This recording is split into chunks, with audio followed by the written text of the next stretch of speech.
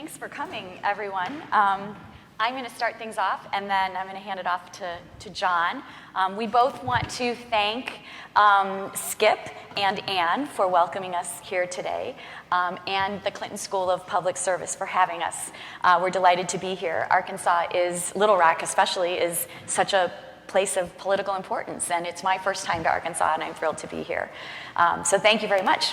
We're going to talk for the next 20 minutes or so about presidential elections, and we'll end with a little conversation about the coming presidential election. So a little bit about the past, and then at the end, we'll think about the future a little bit.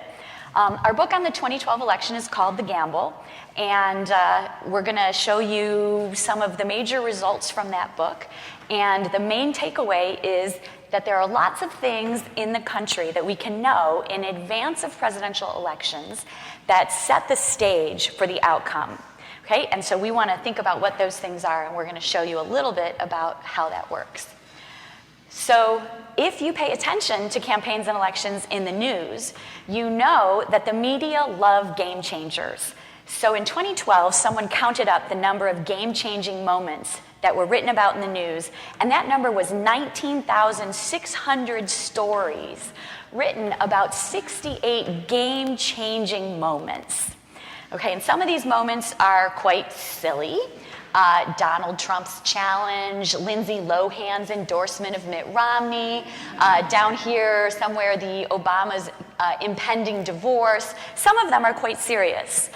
Finding Osama bin Laden, Ann Romney's RNC speech, maybe that had some policy elements in it. So some are silly and some are serious. But the point is that there weren't 68 game-changing moments in the 2012 election. In fact, if you paid attention to polls going into the election, you would have recognized that the outcome looked a lot like the original polls. Not very much changed from the beginning of the campaign season to the end. Okay, and so we want to think about how that happens and why that is.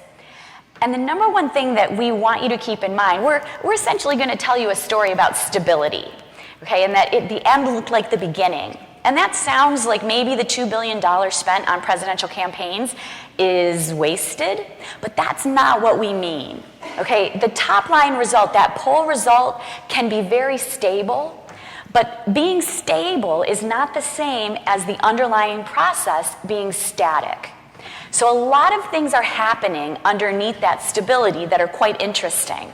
And what John and I are able to do in The Gamble that the journalists aren't able to do because they have a fundamentally different kind of data, and I'll say a little bit about that in a minute, what we're able to do is tell you the story about how things are moving underneath that stability. And so what I mean by this, if you just think in your mind about two glass jars, and one has 50 red balls in it, and one has 50 blue balls in it. And if we said, what's the distribution of the balls, we would say it's 50-50. Every single ball in each jar could change places. So every ball moves, switches sides, and the outcome is still 50-50. So the overall result didn't change, 50-50 to 50-50, but every ball switched places. Okay, so that's what we're talking about. The poll numbers can stay the same, and that doesn't mean that nobody underneath is moving. So we want to tell you the story of that movement. It's a story that you don't hear very much in the news because the media want you to think of presidential elections as a boxing match. Just we're waiting for that one moment when one of the candidates is going to deliver a knockout punch.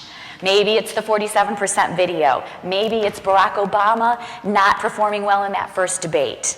Okay, so there's going to be some moment that fundamentally defines the election. And our story is no. The election is fundamentally defined before the candidates are even known, okay, by some structural conditions that we're going to talk about. And that the actual campaign is more like a tug-of-war than a boxing match. The stability can be thought of like the flag in the middle of the tug-of-war rope, right? Both sides are pulling really hard. They're campaigning really hard. They're spending a lot of money. We have two high-quality candidates. They're putting in a lot of effort. And because they're both pulling really hard, the flag in the middle very rarely moves. But if one side stopped pulling, everyone knows what would happen in a tug-of-war. The other side goes flying over the middle, and the rope, the flag in the middle moves. And so we need this equilibrium. We need both sides spending money and campaigning to keep that stability, to keep the equilibrium where it is. So part of the reason that we get stable poll results is we have good campaigners and we have good strategists. And again, the interesting part is happening underneath this top line result. It's the pulling that they're doing and how they're attracting voters. And sometimes the way they're attracting voters each side cancels the other out. Okay, so we want to see if we can see that. Here's an example of the tug of war that we're talking about. So what I've got for you here is a picture of the summer ad blitz of 2012. So if you dig deep in your memory, you'll remember David Axelrod talking about the Obama campaign going on the air in the summer of 2012 to attack Mitt Romney for being a quote-unquote vulture capitalist. These are the Bain Capital ads. One of them had Mitt Romney singing God Bless America, America the Beautiful in his own voice. It was sort of a famous ad from 2012. And what I'm showing you is on the y-axis here, on the vertical axis, gross ratings points advantages. So a gross rating point is a measure of advertising penetration. Okay, the bigger the number, the more people are seeing your ad. Positive numbers here mean that Obama is advantaged in terms of ad views. Negative numbers mean Romney is advantaged in terms of ad views. And you can see in June and July during the summer ad blitz, in Tampa, Orlando, Cleveland, and Columbus, 4 of the biggest, most competitive media markets in the race, Obama goes up. He's showing his ad blitz vulture capitalist ads. And then Romney starts to pull hard on his side of the rope, and then he gets an advantage in advertising. So Obama is advantaged, and then Romney. Obama, and then Romney, and the same thing in Columbus. That's the tug of war we're talking about, and this happens throughout the entire campaign. As soon as one side goes up in the advertising, the other side pulls in the other direction, and then they go up. And that's how it goes. And we see this, we could plot this nationally for you, and you would see nationally over the Labor Day to Election Day period, the same kind of a wave pattern. Okay, so no knockout blows, tug of war. Okay, so here's what we can do to show you the story of what's happening underneath that tug of war that produces the stable poll number.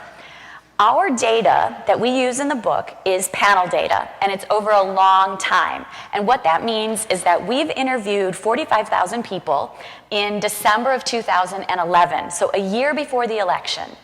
And then every week until Election Day, which is 45 weeks later, we re-interview 1,000 of those initial 45,000. And so everyone has a December interview. They're interviewed once during the campaign, and then we're going to interview them again at the end, after the election, find out who they voted for. Okay, so what I'm going to show you here is what we call a transition table. How do people move in terms of their vote choice over this year? And what I've got for you here is our initial numbers in December of 2011. 47% were for Obama, roughly 45% for Romney, 3.5% were choosing someone else, and 4.5% roughly said they weren't sure. And if I was a reporter working for a media outlet, I might have a poll like this. It wouldn't have 45,000 people in it, but that's okay. And I would report these numbers, and I would do a story saying that Obama was slightly ahead. A lot of people hadn't made up their minds. Okay, let's fast forward to Election Day 2012. After the election, we interview everyone again. And if I'm a reporter, I have these numbers, and I write a story saying, even if it was the day before the election, I'd write a story saying, Obama's getting 51, Romney's getting 47, other 1.7. Okay, since the election is like today, we don't have anybody who's not sure. Okay. So one of the things that reporters typically do then is calculate how many people have changed. They take numbers from an original poll, and they take numbers from a later poll, and they calculate the difference. And they say, oh, Obama was up, he gained 4 points. Romney gained about 2.5 points, and the other candidate lost about 2 points. For a net change of about 4.5 points. So a very, very small part of the electorate is moving. And that's the story they'll tell you. Very few people are changing their minds. It ended up pretty much where it started. Okay, but that's not the real story. Okay, and here's what we can do with panel data that they can't do with cross-sectional data. What we can do is we can fill in this main diagonal, and we can say, hey, you know, about 45% of the electorate started at Obama and ended at Obama. 42% started at Romney and ended at Romney, and 0.5% started with another candidate and ended there. And we can sum up that main diagonal line and figure out that about 87.4% of the electorate were stable over the year. Okay, so that's not the number you would get if you did 100% minus 4.6. Right, so something else is going on here that we're not seeing by just comparing the 2011 to the 2012 results. So what else can we do? Well, we can do this. We can say that 2.5% of the electorate started being not sure and decided to vote for Obama. About 2% started at not sure and decided to vote for Romney. Okay, we can do it the other way too. We can say about 1.5% started at Obama and peeled off to Romney, and 0.5% went to another candidate. And then how much did Romney lose?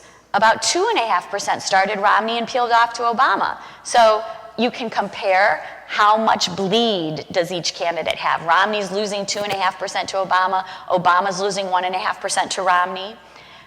Same thing for the others. People who started out preferring someone else, they broke heavily in the end for Romney. So we can fill in the interior of this table and tell the story about the gross change. 12.5% of the electorate is actually moving around, not 4.5%. Okay, this is a much bigger number and it's a much more interesting story. Okay, so a couple of things come out of this. What you'll see if you stare at this table long enough is that very few people are moving between the candidates, these two cells right here.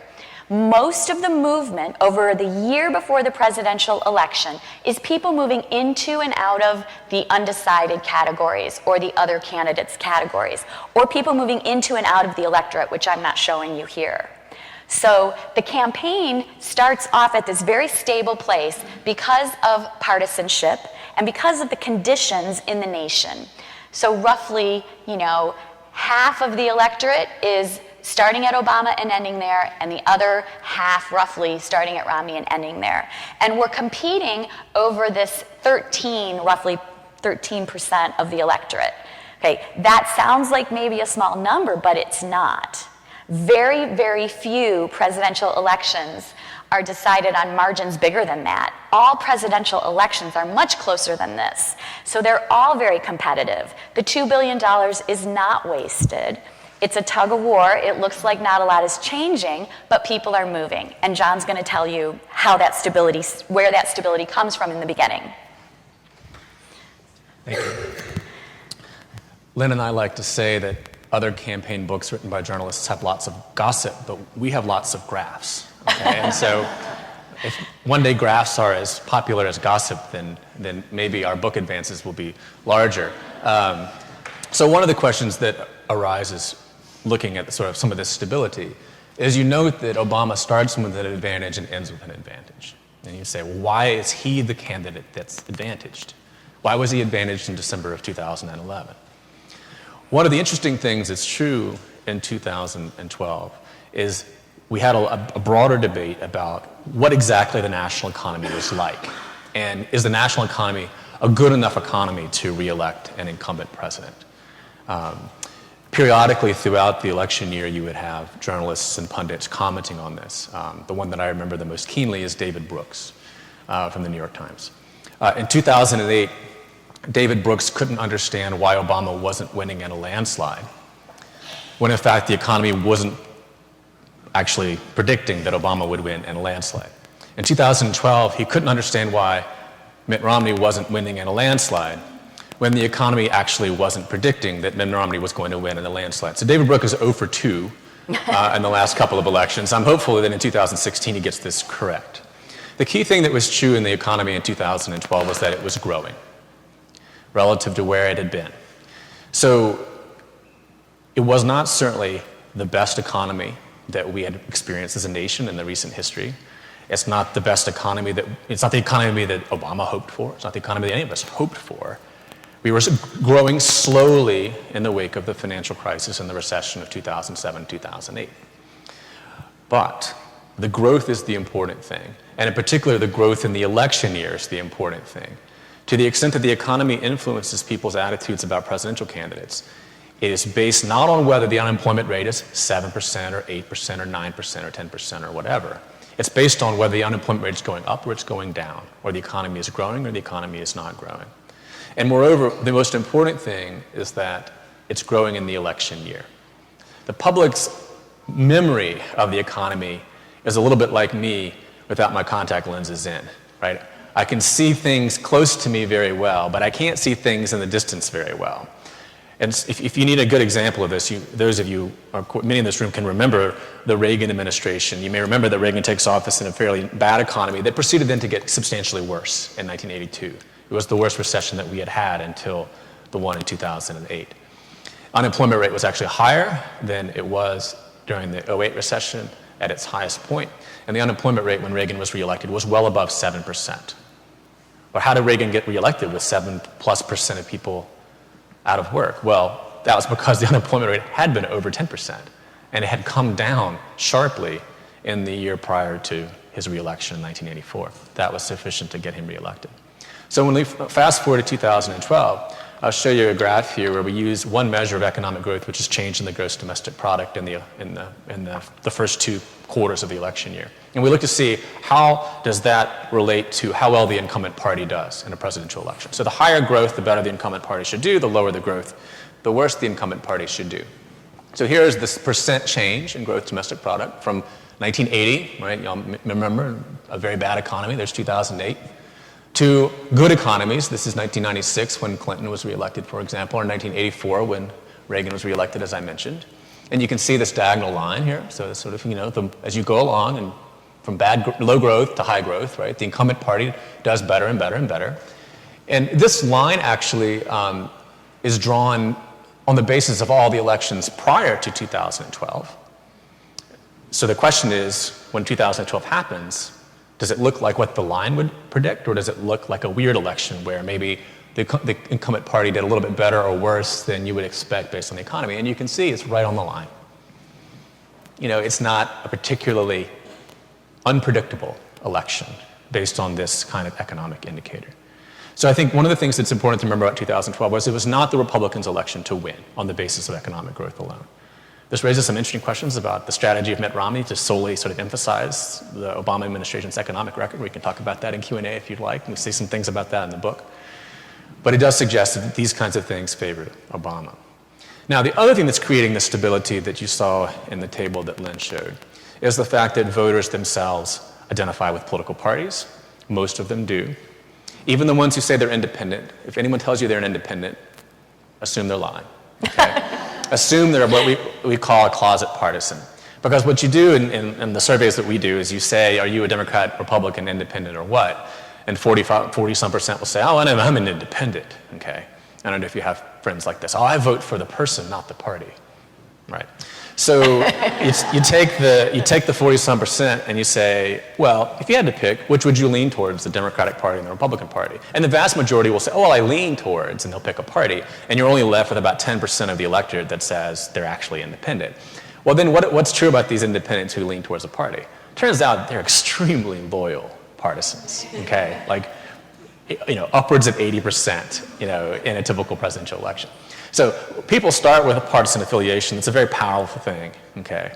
Sometimes I ask my students, I say, okay, I go teach at GW in Washington, D.C., and like a lot of college campuses, it's a predominantly Democratic student body, and I sort of say to them, well, what would it take to get you to vote for a Republican? What would it take?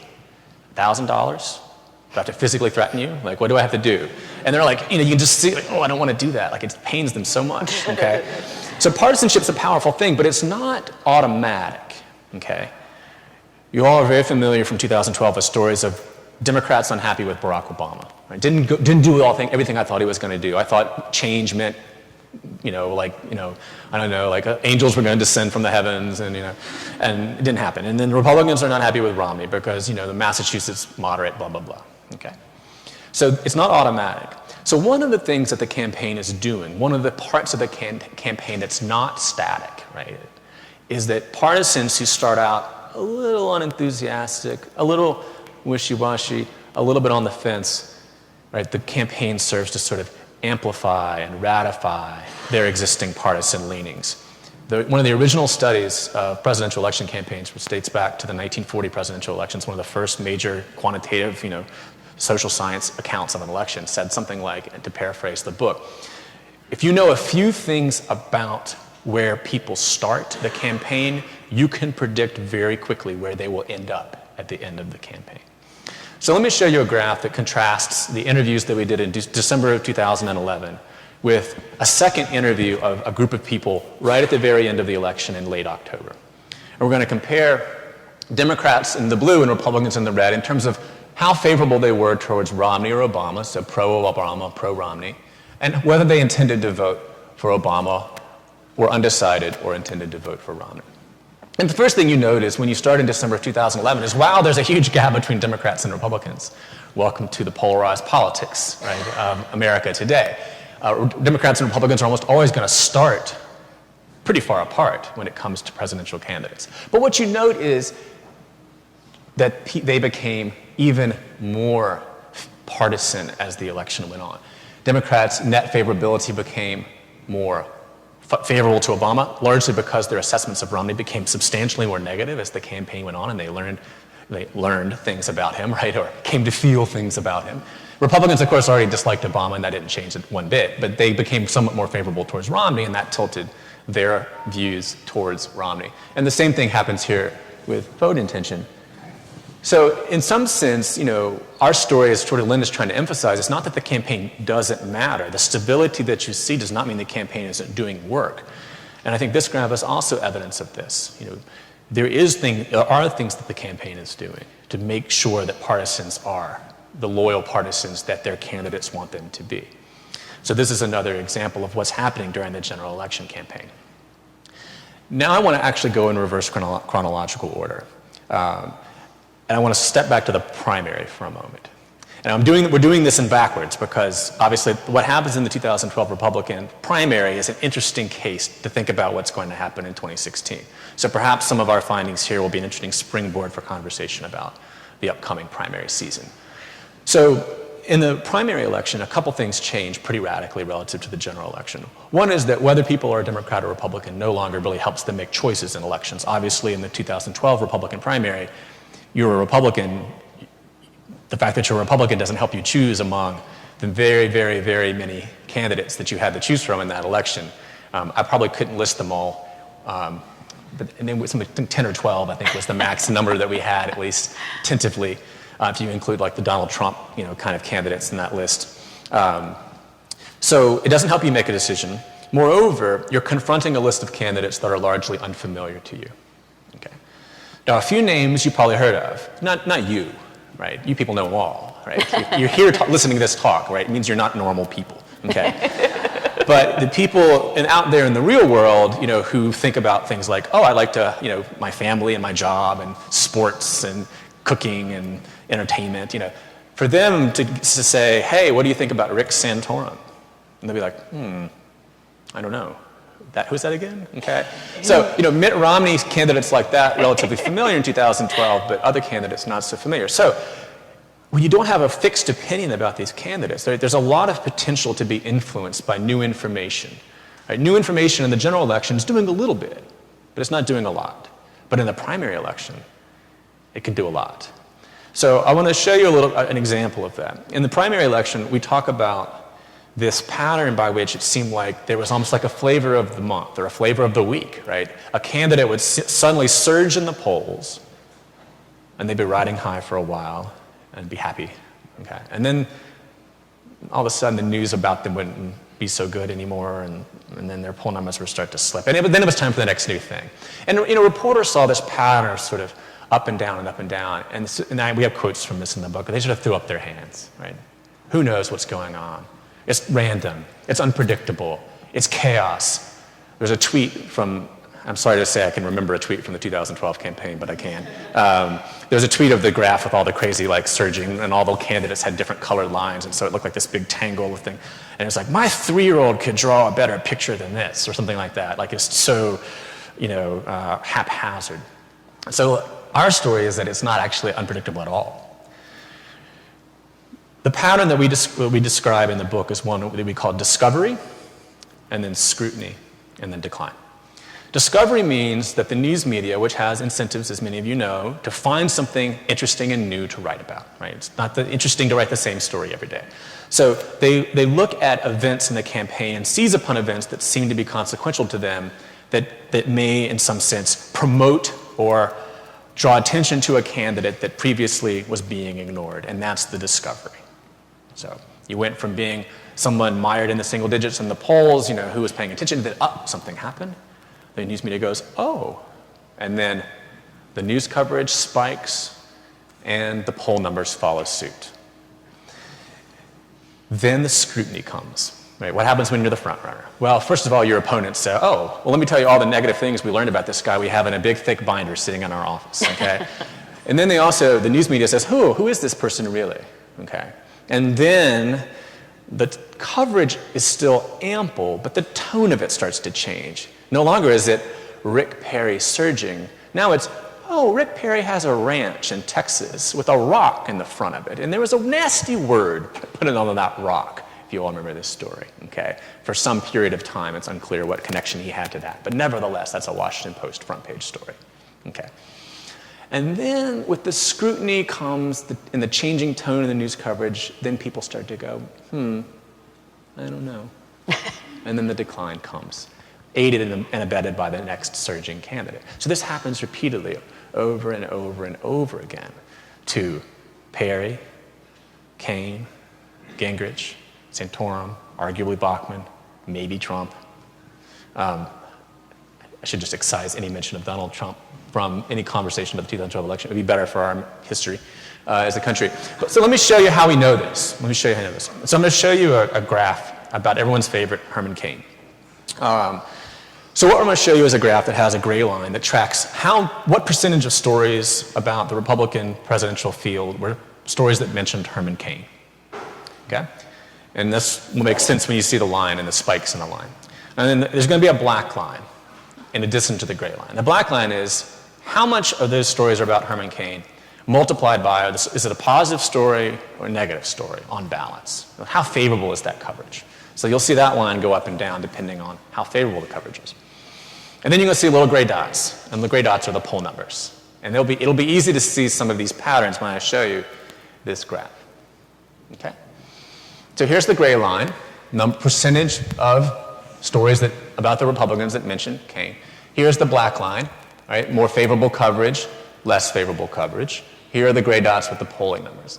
And here, you can see for most of the the summer and early in the fall, there's a few days when Herman Cain gets some news coverage, but he's not getting a lot, and his poll numbers are down here in the single digits, and nothing's really happening for Herman Cain. So, what changes? Well, one of the points that we make in the book about a primary election is no one changes their mind for no reason. No one wakes up in the morning and says, feels like a Herman Cain day, and they're like, okay, some information has to change, okay? So what changes? Herman Cain wins the Florida straw poll. In these primary elections, there's all these straw polls that don't mean anything, right? And they don't actually have any binding impact on anybody's decision, but they're a news event.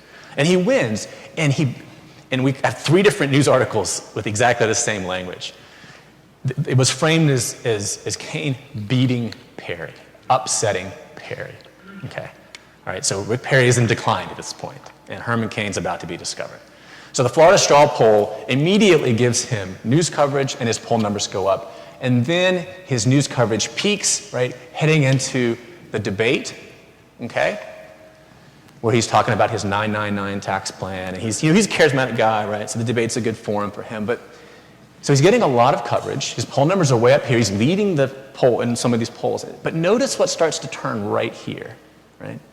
He's still riding high, but the coverage starts to turn.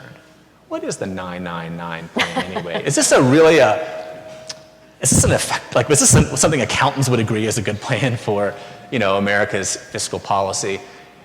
So this is turning, and these are starting to come down, and we haven't even gotten to this, right? Okay. But when you get to this, when you get to these allegations of sexual harassment, sexual assault, Now you see that he got the most coverage of any Republican candidate ever in the primary. And you can see, right, this decline in the tone of that coverage. You know, we use a company here for this data that codes tens of thousands of media outlets with a computer algorithm. And how do you know that a story is positive or negative? Well, it looks at the words that occur around the name that you're looking at, like Cain, and it says, is that a good word or a bad word? Because there's a dictionary of like 5,000 words that have kind of a known connotation. And it turns out that, you know, computer algorithms aren't perfect, right, readers, but it turns out they can tell when Herman Cain appears around the story sexual assault or sexual harassment, that that's not a good story. Okay, so this is like, I mean, you know, extremely negative coverage.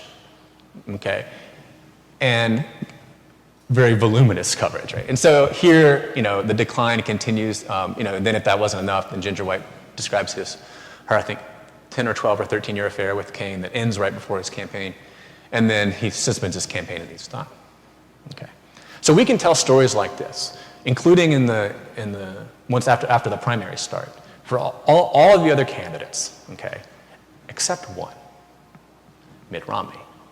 Okay, and this tells us something about why is Mitt Romney the one who wins. Tells us something about what might happen in 2016 in the broader Republican Party as they try to find the nominee that they think can take on Hillary Clinton. We will stipulate for purposes of this conversation that Hillary Clinton is the Democratic nominee. We can have a conversation about that. But when we made the same graph for Romney, it looks nothing like that.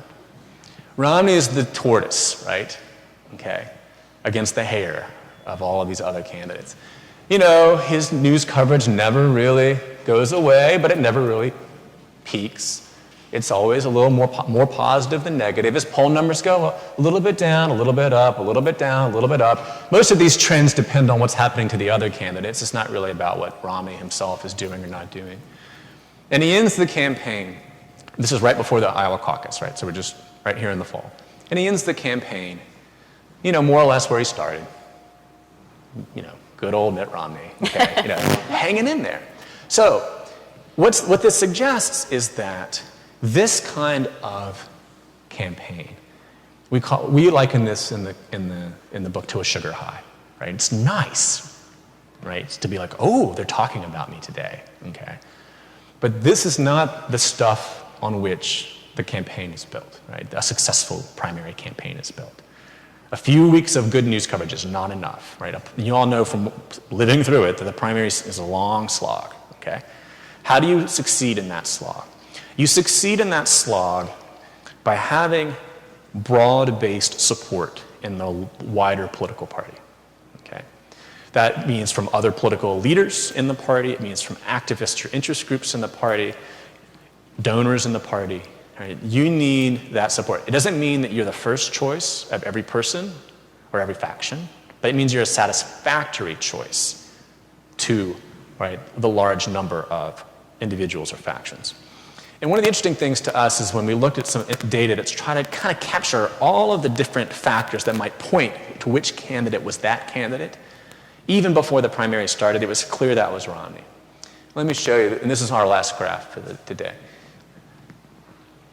Count up the number of people who are sitting members of the House or the Senate that have endorsed a candidate. Right?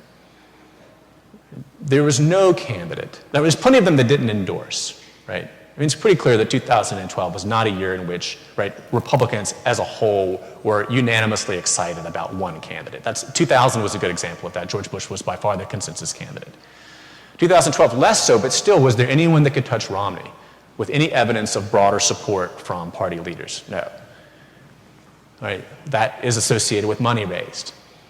When it was time to fight, and Romney had to fight, right? He had to fight Gingrich off. He fought him off in Florida. He had to fight Santorum off, and he fought him off in Arizona and Michigan. He did it because he had a lot of money, and he could play in multiple media markets in multiple states at once and run lots of ads and sort of bury Santorum and Gingrich and negative ads, okay? So the money is correlated with that. When you look at, this is the news share, this is the black line, like on average, right? Weighted by how favorable and positive it is, right? You see that, you know, actually overall, on average, right, Romney's news coverage was simultaneously, there's more of it, and it was more favorable than any other candidate, both Paul at second place. And then you look at his median share in the national polls in 2011, and though there were sugar highs for many of these candidates at that point in time, there was good old Mitt Romney, hanging steady. So one of the interesting lessons for 2016, and I'll stop here and we can have some questions and answers. One of the interesting lessons about this from 2016 is, if you want to think about what kind of candidate can the Republican Party put forward that can be a successful challenger to Hillary Clinton, you have to find a candidate that can, in some sense, be satisfactory to all these factions. My own sense, and Lynn, and we can have different opinions about individual candidates and their chances, right? But I would say you're looking for a candidate that is not, purely an ideological firebrand. That was Santorum, by and large, right? Ted Cruz may be the best example in 2016. But you're probably looking for a candidate that is, I don't want to put words on them like moderate or centrist or establishment or anything like that, because that connotes all kinds of images in people's minds. I don't really care about those specific words. What I just mean is you need a candidate that's probably a consensus candidate, and that's probably not someone like a Ted Cruz. So I think if you were to use our findings to think about 2016, you would start to look more heavily at candidates like Jeb Bush, even Chris Christie, candidates like that might be able to play this role. Doesn't mean they're the first choice of every faction, but it means they're a consensus choice. So with that, should we open it up? Thank you all. That was great.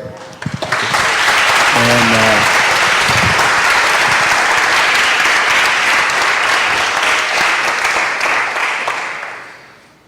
Jeb Bush, Chris Christie.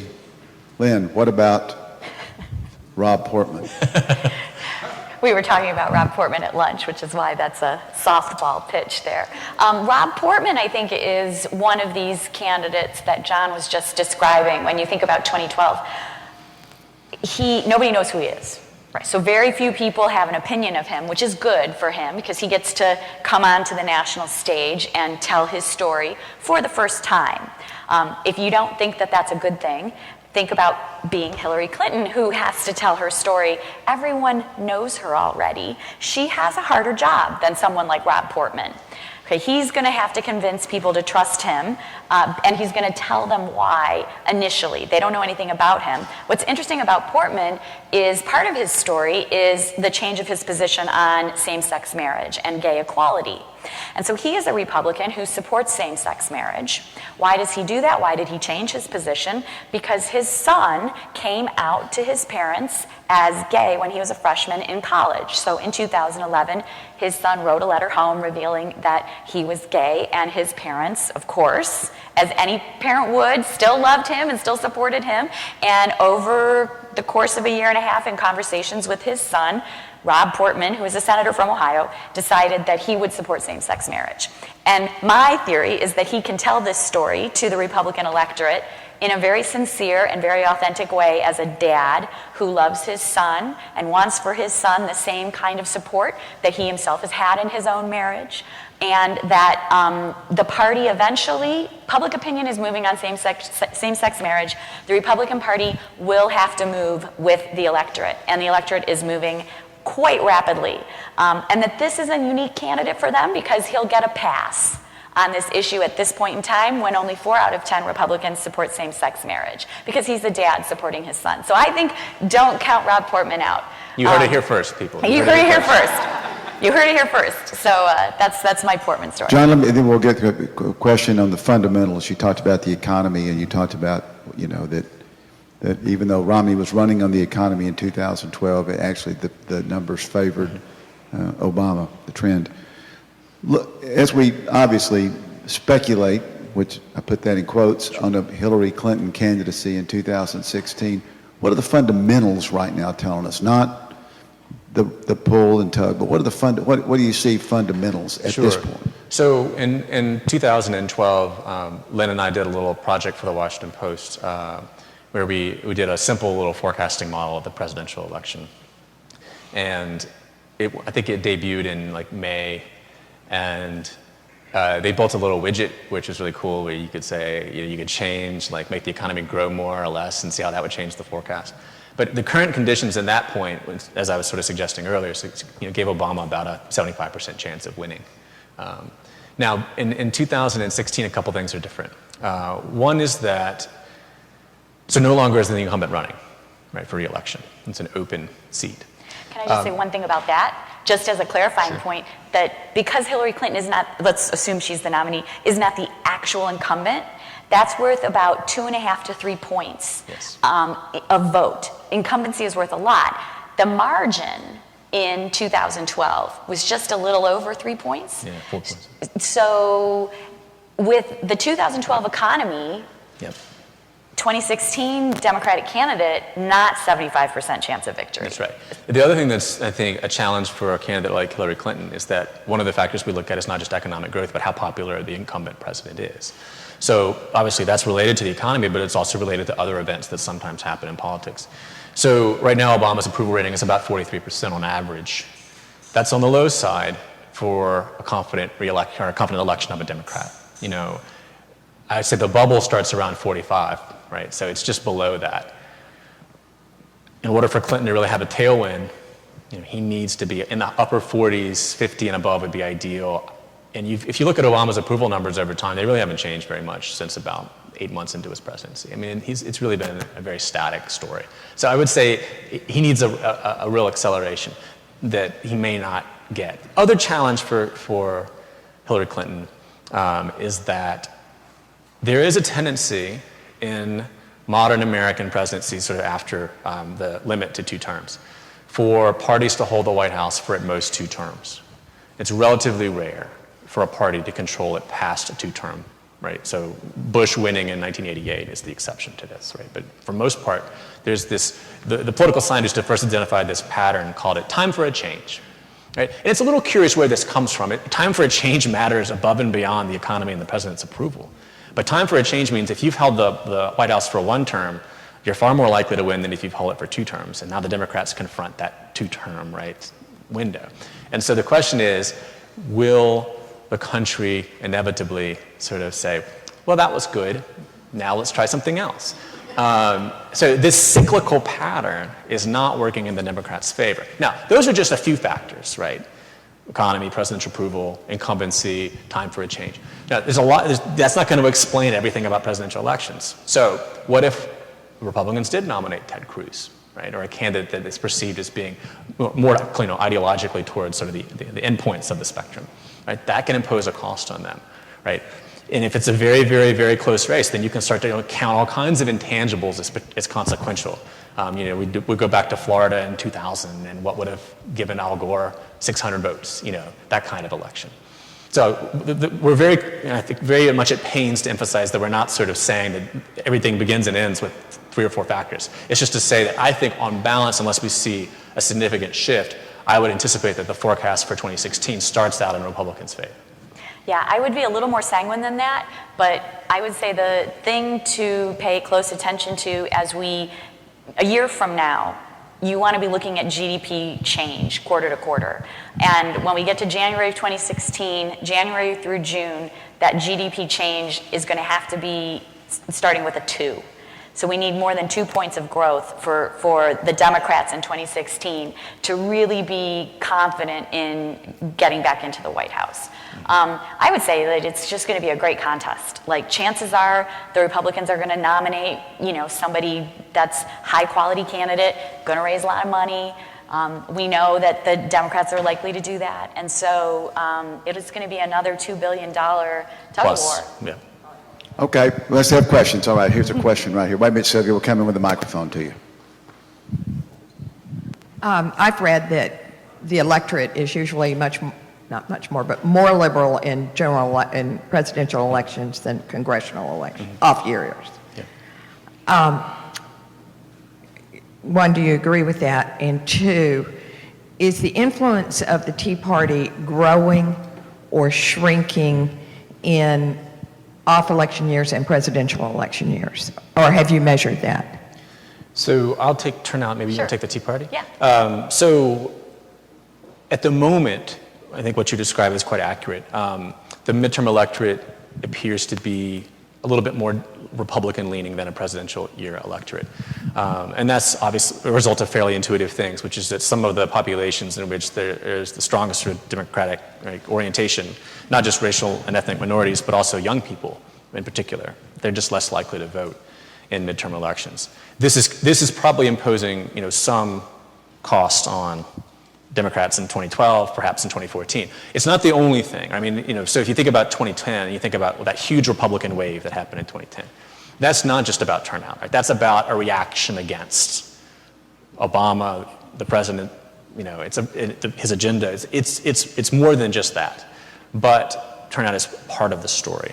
So I think for one of the interesting questions for 2014 is the extent to which the Democrats can succeed in mobilizing these people. I mean, you all know this very well because it's this ground zero for Senator Pryor. And I've seen some of the reporting of the work that Democratic field organizations are attempting to do here in this state, in this election. So this is going to be one of the big question marks. And I would say, right now, I do some forecasting for the midterm, and our models suggest that right now, control of the Senate, who has, the majority of seats in the Senate, is completely a coin flip, right? And there's a lot of races that are very much on the bubble. And so it's not easy for us to measure, right, or use to forecast, but whether or not, right, people actually show up on election day can absolutely make the difference in here and in a few other states. Tea Party, Lynn? Yeah, and again, John and I, we don't agree on everything, as you may have noticed, but I really do think that turnout in the midterm elections is really the story, especially in 2014. And so these Democratic races that are now where sitting Democratic senators are, looking like they're not going to win re-election, I would say in those states, if the field organizations get out and mobilize people, we could be surprised. So that, I think, for me, that is all about turnout. Tea Party, I don't have any data on this, but I think this is... You shouldn't say anything then. Well, this is the question. If we don't have a graph, what do we... It's the political question, I think, of the moment. When you think about what are the big questions, over the next 10 years, and one of them is, what happens to the Republican Party going forward? And what role is the Tea Party going to play in that? And my own personal sense is that if you look at public opinion, for example, on same-sex marriage, on some other issues, the public opinion in the country as a whole is moving in a direction that is not necessarily consistent with Tea Party positions. Some of the economic ideas you can pull out of the Tea Party, the libertarian strain, but I would say more the future of the Republican Party is in that libertarian framework, not necessarily Tea Party framework. So sort of more liberal social issues with still conservative economic positions. A lot of people like to say that the Tea Party is libertarianism, but that's not, in my view, not quite right. And so I think it's going to morph a little bit into a more traditionally libertarian kind of organization. Yes, sir, we got a question in the back row. Wait for the microphone, please. No, we need it for recording. I have a question about 2008 because I think it relates to 16 because it's the same type of election with no incumbent. Why was there no Obama decline? And also, why was Hillary unable to overcome Iowa? Oh, decline in Based on your model, right. Okay. It seems as though Obama should have had that same type of decline, sort of flavor of the month after Oprah comes out and I would say if you look at the 2008 primary polls, what you see is the discovery of Obama, which starts because of his victory in the Iowa caucus. And I think what sustains him is that he keeps winning, right? Mm-hmm. I mean, she wins too. In some sense, the news media once the primary season starts, the news media is keying off victories and defeats, okay, in terms of how much coverage you're getting. Is it a favorable coverage? Is your candidacy surging, or is it, sort of falling apart? And I think what was interesting about 2008, and you're very right to bring it up, because neither of those two candidates really declined. They were really just locked in, and the polls were quite stable for the better part of the spring. Yeah, I mean... Yep. Right. And she got out-campaigned in Iowa by Obama, and I think that was enough to give him the positive sort of attention and news coverage that helped sort of catapult him up to the front of the polls. And then he was just able to sustain that because he could fight and effectively across all the different states once the primaries got started. One thing to keep in mind is that those graphs of discovery, scrutiny, and decline, as you point out, are in the period before the primaries start. So that was 2011, basically. And this is a big story. A big part of this story is about the news media and their incentives and what it means to be a reporter, not being able, as John said, to write the same news story every day. So they are in search of news things, events to write about. When they start having election results to write about, it's easy for them. Obama wins, Obama wins, Obama wins, Hillary wins a caucus, whatever, this state, that state, Obama wins. He's winning big, he's winning narrowly, whatever. But they can report on those actual events. But in that period from July to December of 2007, for example, or 11, they're looking for things because, the Florida straw poll, as John said. And in those periods, the news is driving the polls. Okay, so we can sort of tease out which is coming first as a chicken or egg thing. The good news happens and then they go up in the polls. When we get into the period of the general election campaign, and maybe even we didn't do it for the actual primary period, or no, we did. Didn't we? I can't remember. We'll have to look in the book. Did we write a book, Lynn? I can't remember. By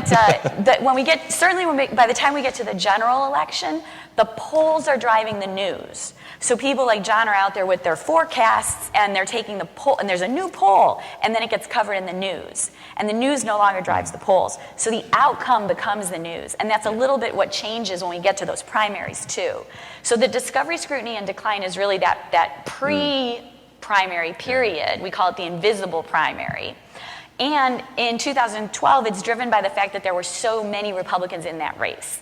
It only looks like spaghetti because there are 8 of them or whatever.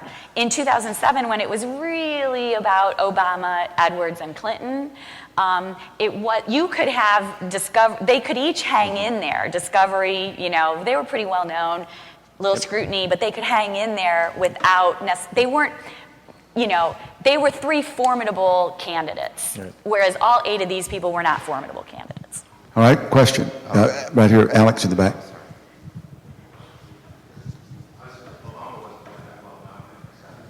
Absolutely. Okay, let's go to the next question. Absolutely not.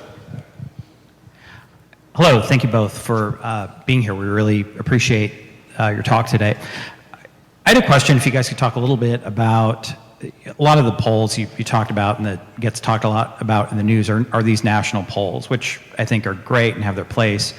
I think as recent elections have proven, it comes much more down to functions of the electoral map and state to state, and that's really what's shaping. I mean, you mentioned Florida, 600 votes. Sure. The whole world changes if those 600 votes happen.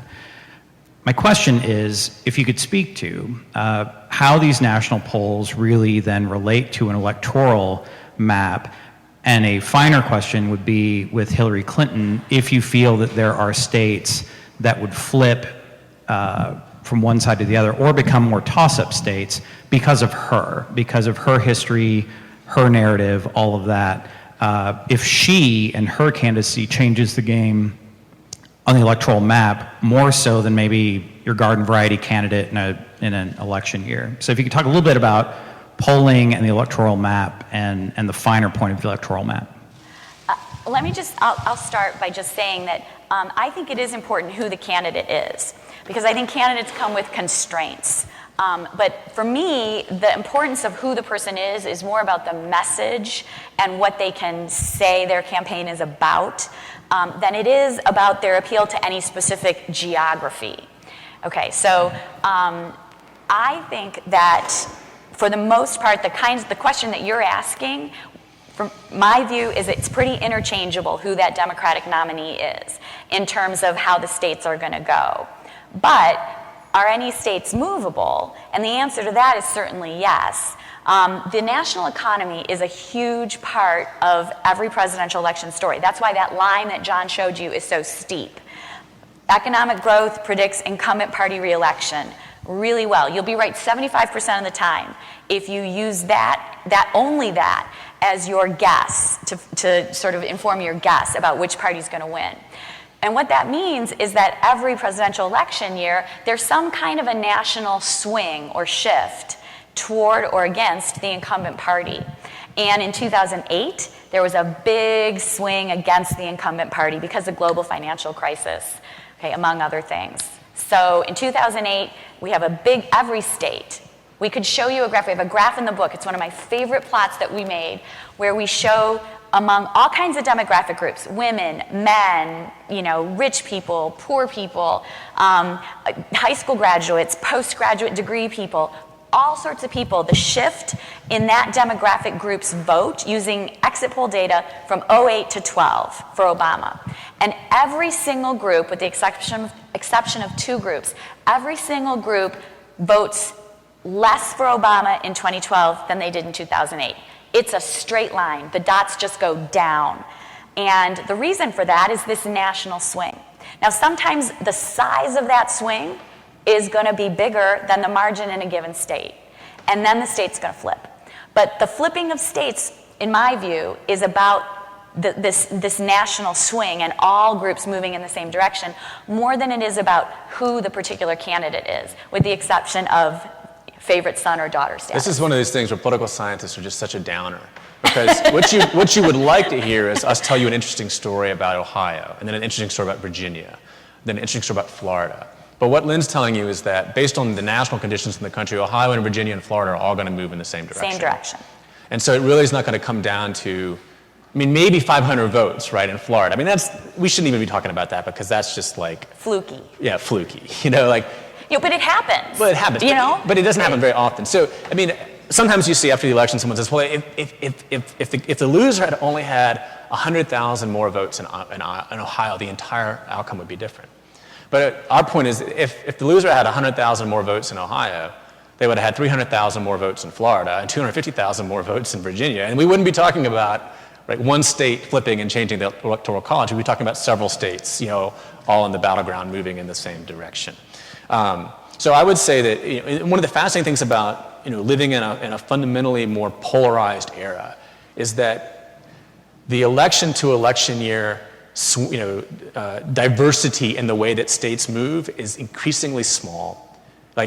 Diversity meaning some states move one way and some states move the other way, and so you don't know which way the states are going to flip. But uniform swing means they're all going to go that way or that way, depending on what the conditions are. And so in some sense, the unique features of states are becoming less and less consequential to explaining election outcomes, as uninteresting as that is to say. Well, and let me say, I know there are a lot of questions, but we're running out of time, so you guys have to come when you buy this book and get Lynn and John to sign it. You can talk to them and ask them questions. Let's thank them. The Gamble, a great story. Thank you. You're welcome.